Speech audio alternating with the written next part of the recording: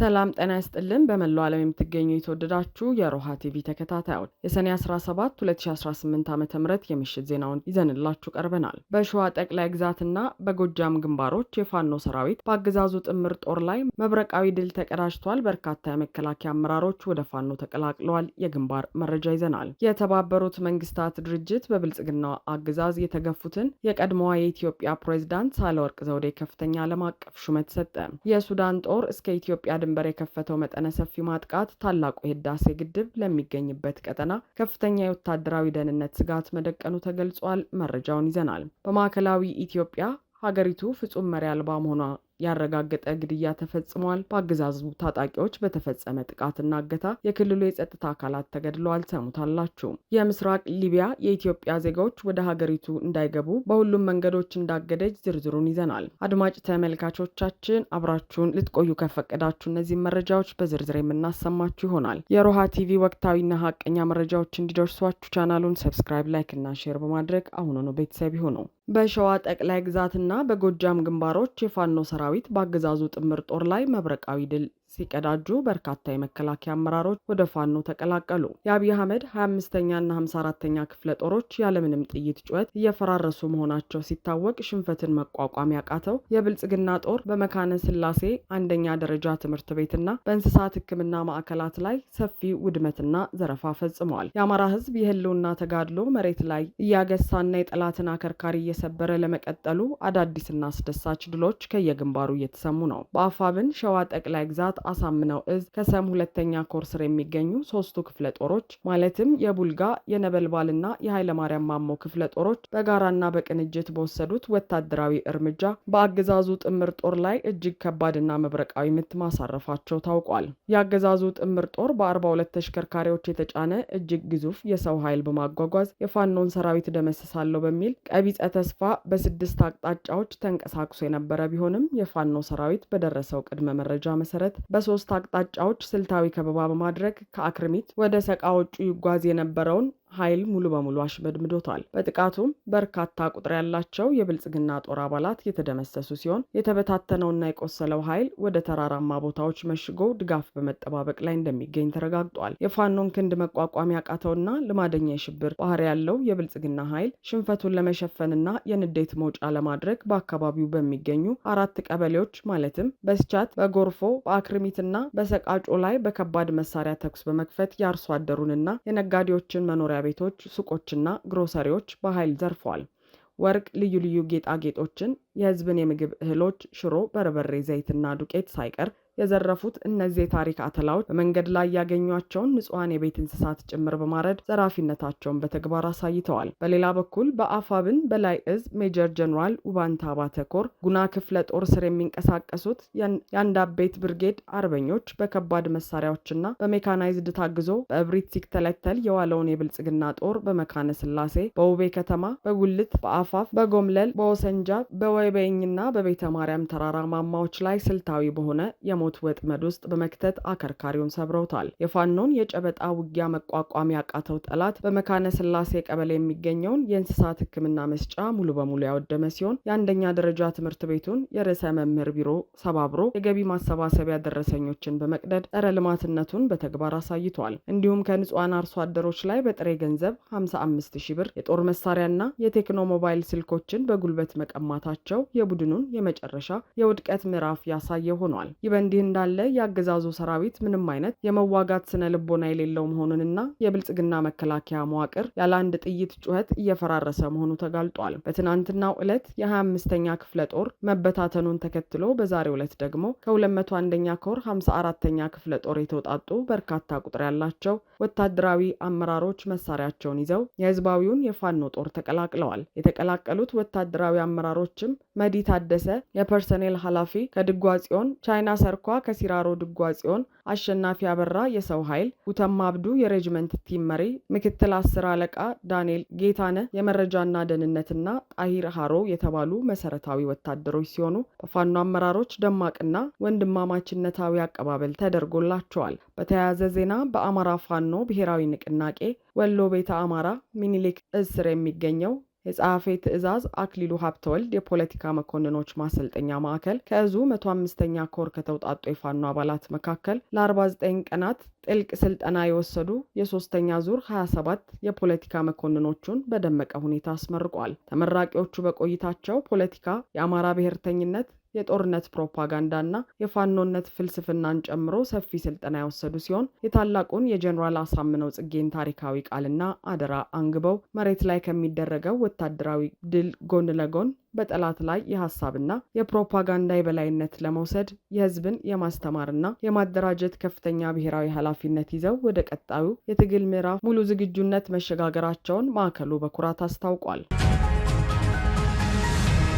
የተባበሩት መንግስታት ድርጅት ዋና ጸሐፊ አንቶኒዮ ጉቴሬዝ ለቀድሞዋ የኢትዮጵያ ፕሬዝዳንት ሳህለወርቅ ዘውዴ አዲስ ከፍተኛ ዓለም አቀፍ ሹመት ሰጡ። በብልጽግናው አገዛዝ የተገፉት ወይዘሮ ሳህለወርቅ በምዕራብ አፍሪካና ሳህል ቢሮ ውስጥ ያለውን የአሰራር ክፍተትና መበስበስ የሚመረምር ገለልተኛ ስትራቴጂያዊ ኃላፊነት የተሰጣቸው ሲሆን ሹመቱ በዚህኛው የሰኔ ወር ማብቂያ ላይ ይፋዊ ይሆናል ተብሏል። ዋና ጸሐፊው የሰጧቸው ይህ አዲስ ሹመት በትችትና በክፍተቶች የተሞላውን የተመድ የምዕራብ አፍሪካና ሳህል ቢሮ አጠቃላይ አሰራር በመመርመር ገለልተኛ ስትራቴጂያዊ ግምገማ እንዲያደርጉ የሚያስችል መሆኑ ተገልጿል። የተመድ የምዕራብ አፍሪካና ሳህል ቢሮ በቀጠናው ለሚፈጠሩ ፖለቲካዊና ወታደራዊ ቀውሶች እጅግ ዘገምተኛና ውጤት አልባ ምላሽ በመስጠት በዓለም አቀፍ ደረጃ ከፍተኛ ትችትና ክስ የሚቀርብበት ተቋም ሲሆን ወይዘሮ ሳህለወርቅ የተሰጣቸው ዋነኛ ኃላፊነትም የዚሁን ተቋም ስልታዊና የአሰራር ክፍተቶች በጥልቀት መመርመርና ማጋለጥ ነው። ነው የፈረንጆች ወር ማለትም ጁን ሲያበቃ አዲሱን ዓለም አቀፍ ኃላፊነታቸውን የሚረከቡት የቀድሞዋ ፕሬዝዳንት በመጀመሪያ ወደ ኒውዮርክ በማቅናት ከተመድ የጸጥታው ምክር ቤት አባላት ጋር ወሳኝ ማብራሪያና ምክክር እንደሚያደርጉ ተመልክቷል። በመቀጠልም የተመድ የምዕራብ አፍሪካና ሳህል ቢሮ ዋና መስሪያ ቤት ወደሚገኝበት የሴኔጋል መዲና ዳካር በመጓዝ ከሀገሪቱ ከፍተኛ የመንግስት አመራሮች ጋር በመወያየት በቀጥታ ወደ ስራቸው የሚገቡ ይሆናል። ለወይዘሮ ሳህለወርቅ ዘውዴ ይህ ከባድ የዓለም አቀፍ ኃላፊነት ሊሰጣቸው የቻለው ቀደም ሲል በሴኔጋል፣ ማሊ፣ ጊኒና ኬፕ ቨርዴ የኢትዮጵያ ባለሙሉ ስልጣን አምባሳደር በመሆን ለረጅም ዓመታት በመስራታቸው ስለ ምዕራብ አፍሪካ ቀጠና ፖለቲካዊና ማህበራዊ መዋቅር የተሻለ እውቀት፣ ግንዛቤና ዲፕሎማሲያዊ ተጽዕኖ አላቸው በሚል መሆኑ ታውቋል። የሱዳን ጦር እስከ ኢትዮጵያ ድንበር የከፈተው መጠነ ሰፊ ማጥቃት ታላቁ የህዳሴ ግድብ ለሚገኝበት ቀጠና ከፍተኛ የወታደራዊ ደህንነት ስጋት መደቀኑ ተገለጸ። የሱዳን መደበኛ ጦር ከኢትዮጵያ ድንበር አቅራቢያ በብሉ ናይል ግዛት ውስጥ የጀመረውን መጠነ ሰፊ ወታደራዊ ማጥቃት ዛሬ ረቡዕ አጠናክሮ በመቀጠል ወደ ስልታዊቷ የድንበር ከተማ ኩርሙክ መቃረቡ ተገልጿል። ይህ በአሁኑ ወቅት በከባድ መሳሪያዎች የታገዘውና ከዓለም አቀፉ የድንበር መስመር ድረስ የተለጠጠው የሱዳን ጦር ኃይለኛ ግስጋሴ በኢትዮጵያ በኩል ካለው የቤንሻንጉል ጉሙዝ ክልል ጉባ ወረዳ ማለትም ታላቁ የኢትዮጵያ ህዳሴ ግድብ ከሚገኝበት ስትራቴጂካዊ ቀጠና ጋር በቀጥታ የሚገናኝና እጅግ አዋሳኝ በመሆኑ የግድቡ የደህንነት ቀጠና ላይ ቀጥተኛ የሆነ ወታደራዊ ስጋት መደቀኑን የወጡ መረጃዎች አመላክተዋል። የሱዳን ጦር 4ኛ እግረኛ ክፍለ ጦር 13ኛ ብርጌድን በማንቀሳቀስ ከኢትዮጵያ ድንበር 1 ኪሎ ሜትር ብቻ ርቀው በሚገኙት አቡ ዱግላና አሻምቦ አካባቢዎች ላይ ያካሄደውን መጠነ ሰፊ ኦፕሬሽን ተከትሎ በጄኔራል ጆሴፍ ቱካ የሚመራውን የአማጽያን ኃይል አልባር የተባለውን ዋና የጦር ሰፈር ነጥቆ ሙሉ በሙሉ ተቆጣጥሮታል። የካርቱም መንግስት የፈጥኖ ደራሽ ኃይሎችንና የጆሴፍ ቱካን ጥምረት እስከ ድንበር መስመር ድረስ እያሳደደ የሚገኝ ሲሆን ውጊያው ዛሬ ረቡዕ ወደ ኩርሙክ ከተማ መስመር መጠጋቱን ተከትሎ በከተማዋ በነበሩት ታጣቂዎች ላይ ከፍተኛ ድንጋጤ መፈጠሩንና ንጹሐን ዜጎች ወደ ኢትዮጵያ ግዛት መተከል ዞን አዋሳኝ አካባቢዎች በከፍተኛ ሁኔታ እየሸሹ መሆኑ ታውቋል። ይህ ጦርነት በአባይ ተፋሰስና በህዳሴው ግድብ የጀርባ መስመር ላይ መከፈቱ የብልጽግናው አገዛዝ የሀገር ውስጥ የህልውና ትግልን ለመጨፍለቅ ከሚያደርገው መፍጨርጨር በተጨማሪ የሀገሪቱን ታላቅ ብሔራዊ ሀብት ለአደጋ የሚያጋልጥ ፍጹም ኃላፊነት የጎደለው አደገኛ ቁማር ውስጥ መዘፈቁን የሚያሳይ ነው ሲሉ ታዛቢዎች በጽኑ እየገለጹ ነው። የሱዳን ወታደራዊ ሉዓላዊ ምክር ቤት አባላት በበኩላቸው የሀገሪቱን ድንበር ለማስከበር ከመጨረሻው መስመር እንደሚሄዱና የውጭ ጣልቃ ገብነትን በፍጹም እንደማይታገሱ በይፋ አስታውቀዋል። ካርቱም መንግስት የአብይ አህመድ አገዛዝ ለአማጽያኑ የሎጂስቲክስና የትጥቅ ድጋፍ እያደረገ ነው በሚል ያቀረበውን ቀጥተኛ ውንጀላ ተከትሎ